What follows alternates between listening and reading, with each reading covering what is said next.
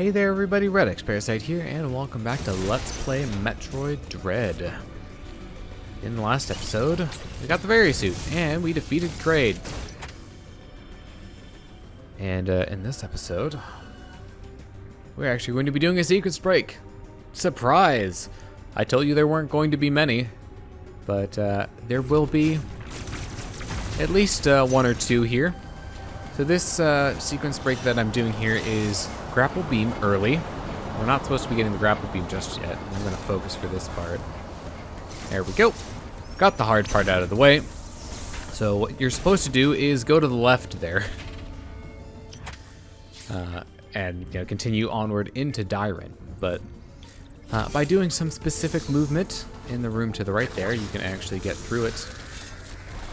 So it makes use of one of the features of the slide, being that you can jump out of it pretty late, so it gives you coyote time or roll time if you've played platformers that have such mechanics. So you can jump after doing a slide, and you can use that to curl back to the wall, do a wall jump, get into that morph ball tunnel, and then the second one is just doing a slide, delaying the jump a little bit. If you do it too early, you'll bonk your head on the ceiling. You can recover. There is an angled slope that you can use to jump back up to the morph ball tunnel. But if you do it right, just slide, jump, grab onto the ledge, pull yourself up, and you're through. So, Grapple Beam is just right in here.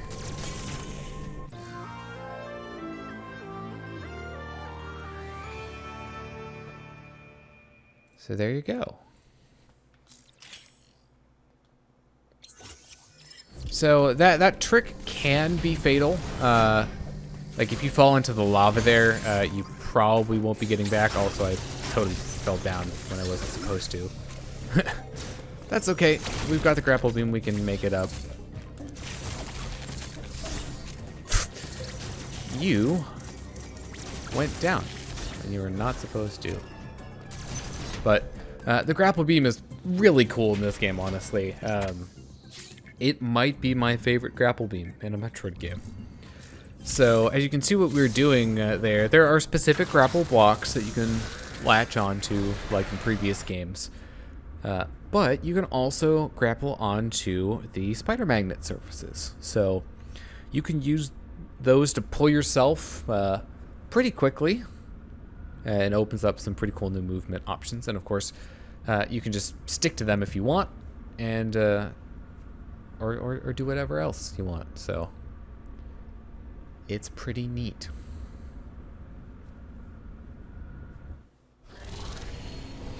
So unfortunately, since we don't have the proper means of getting out of that area, we can't really go anywhere else, and we don't particularly want to at this stage.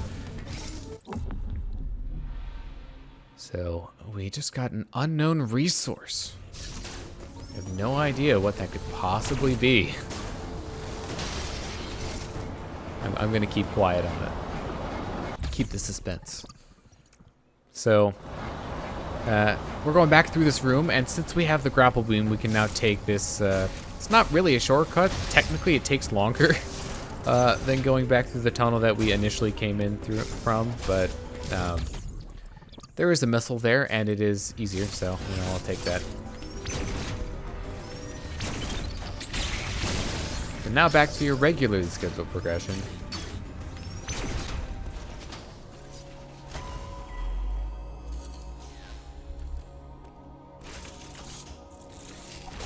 Uploading data.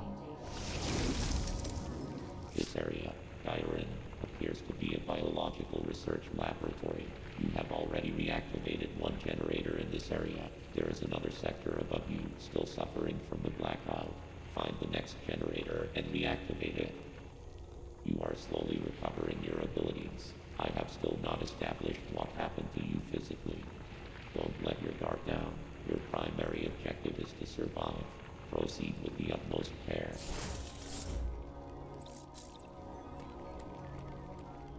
Alright, so moving on. So we can use the Grapple Beam to make our life easier, like right there. Oh, this is going to be dicey. So in this situation, I am going to use Phantom Cloak, just because the Yellow E.M.M.I has a pretty wide range of detection, and it moves very fast, so you don't want it to catch up with you because it will not be a fun time. So we're back into an area of Dairon that does not have power, so you know the drill. I have to find some way of turning the power back on. So you can already see certain ways in which having the Grapple Beam is making our life more easy. So here's the conduit.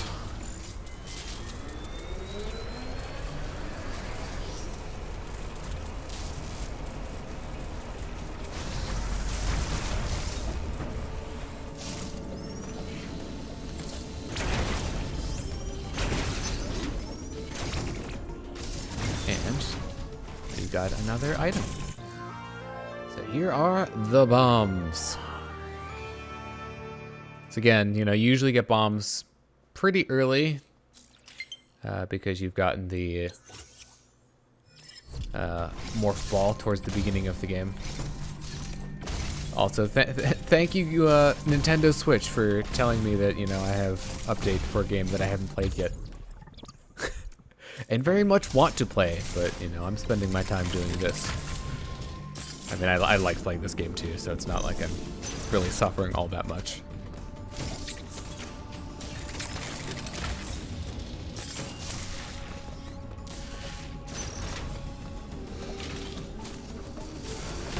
Oop.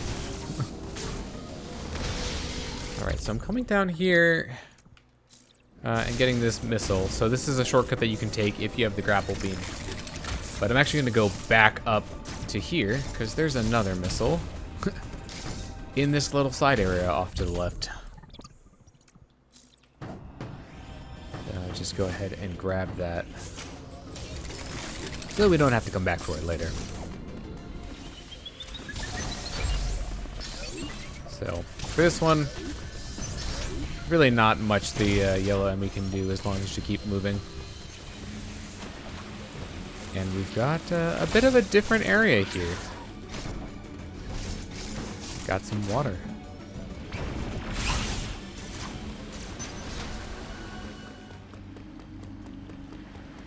And an ocean now.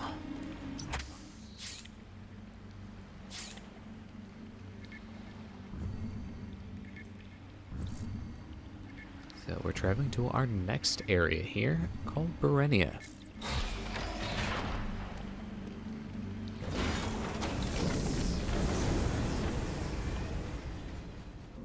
It would be kind of cool if there were unique area-to-area transitions here. I can understand why they didn't, because obviously that would take more effort. Would have been cool to see, you know, water splashing around outside of the terrain. Sort of like here, you know, the beginning and end. I suppose that'll have to suffice.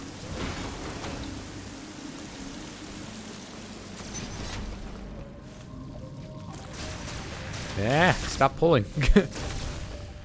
Alright, so one advantage of having the Grapple Beam is that we can destroy that block right there.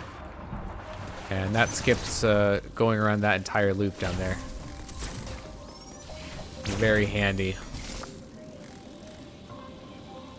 Have to be careful with this. I got hit there, and of course I still don't have all that much energy yet.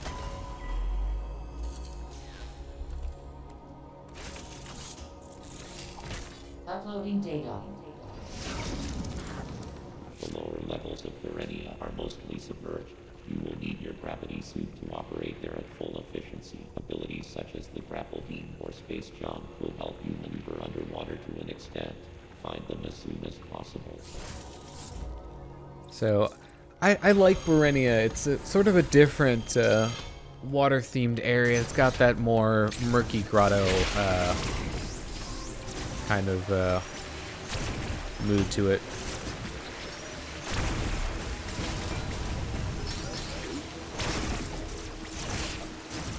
Just gonna shoot some things to get some energy here. Make sure we're not too low on that. You can see, can already skip certain puzzles here. Oh, right, I have to shoot that, don't I? Yep. Alright, nope. The shot block came back faster than I was expecting. Thought there was more time in between when I laid the bombs in. Did that, but in any case. Just move on here. There we go, get some more health.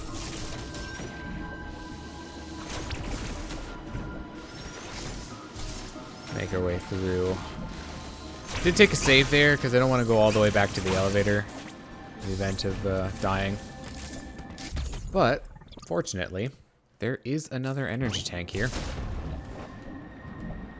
you're supposed to get this later, you know, if you don't have the Grapple Beam. We're going to be getting another ability here in not too long, which would allow you to get over to that.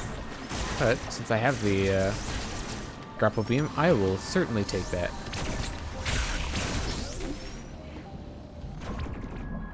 So once again, because we have the Grapple Beam, can skip another loop down there, save a little bit of time. And here is our upgrade.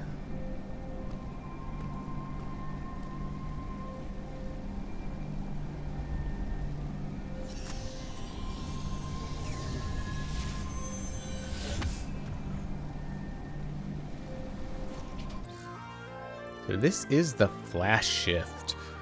Another new ability and a very welcome one at that. So a combat Aeon ability that allows Samus to instantly move forward or backward a set distance. Metroid finally has a dash. With full Aeon, hold A to prepare to Flash Shift. Next, tilt the stick forward or backward to move instantly in that direction. Alternately, press A while moving. With the left stick, this ability can be used mid-air as well. She can perform up to 2 additional Flash Shifts by holding down A and tilting the stick forward or backward immediately after the first one. Using a Flash Shift will consume the full Aeon gauge. Additional Flash Shifts consume no further Aeon. So this changes up movement in a pretty big way, as well as combat. So we'll be seeing more of that later. Nope. So these doors here generally require the Flash Shift to open. There is a way around it.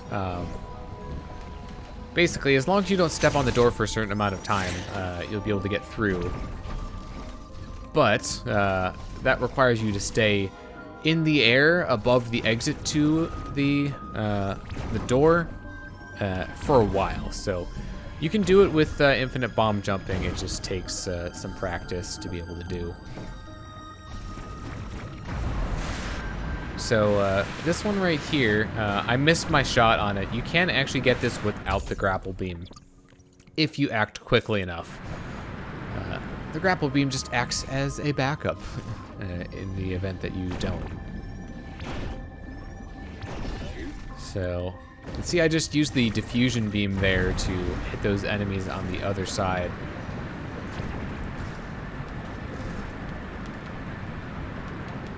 Oop.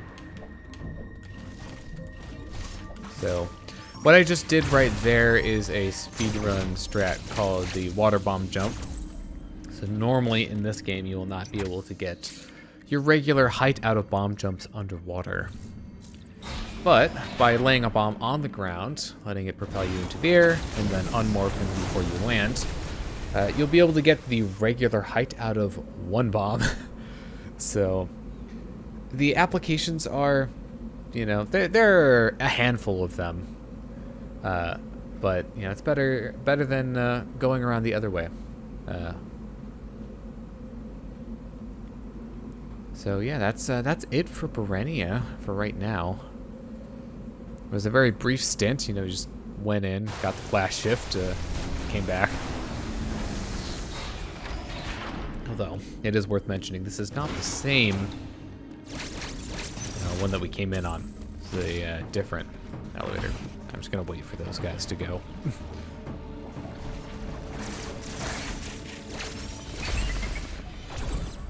So one comment that Adam made earlier was about how the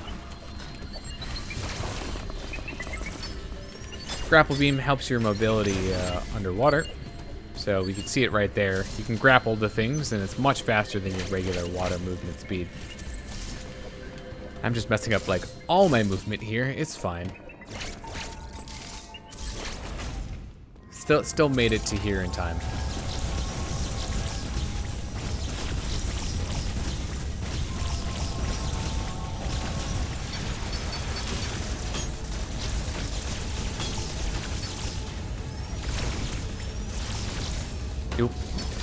Honestly, I feel with the central units here, it gets more difficult the longer you let it go on.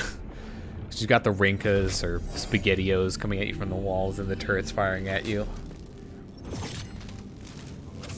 So these areas, the E.M.M.I zones, and especially the central unit rooms, are very reminiscent of Torian, where it's appeared. Because you've got those same enemy types. And I'm actually going to be killing the E.M.M.I basically right off the bat. Just, probably one of the easier fast E.M.M.I kills to get casually. So the yellow E.M.M.I does move faster than the other ones when it approaches you, so you can slow it down by firing the bullets at it.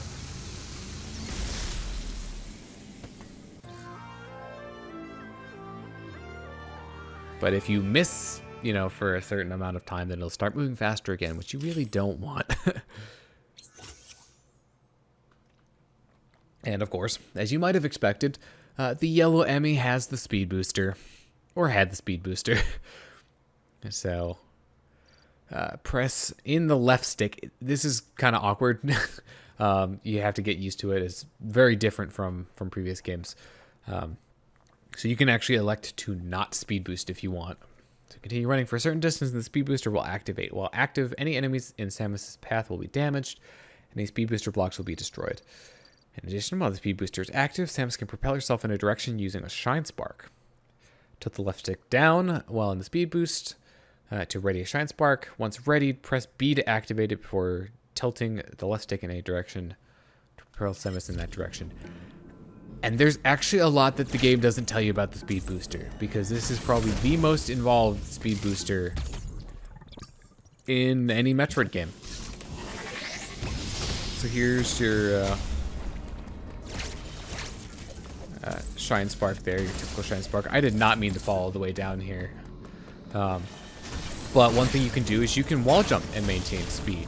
You can slide into tunnels and go into morph ball and maintain speed. And after all that, you can still charge a shine spark. So, yeah, it gets kind of crazy.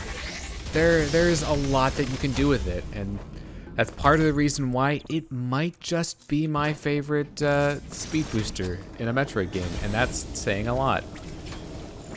Oop.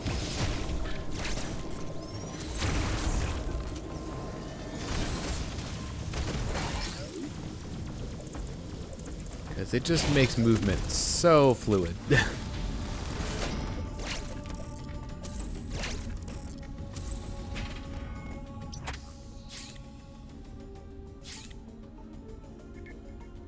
See, because we already got like all the way from the E.M.M.I area to the top of Dairon.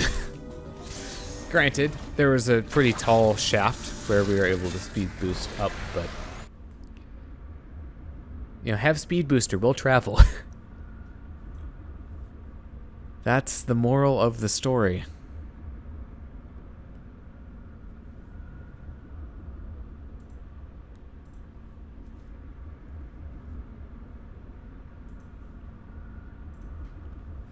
Oh, and I should mention, we're coming to a new area here. We have not been to Ferenia before. I definitely really like this area aesthetically. Nope. Okay, you know what? I'm demanding a do-over. Because I want to use it to do this. Get this energy part up here. Alright, and hopefully, if I've got quick reflexes, I can just flash shift through before the shutter closes on me. And I actually think that this is going to be a good place to end the episode. If you've played the game before, you know why. So, oh, get back here, you. Alright, well, thank you very much for watching this episode of Let's Play Metroid Dread. I have been Rex Parasite, signing out.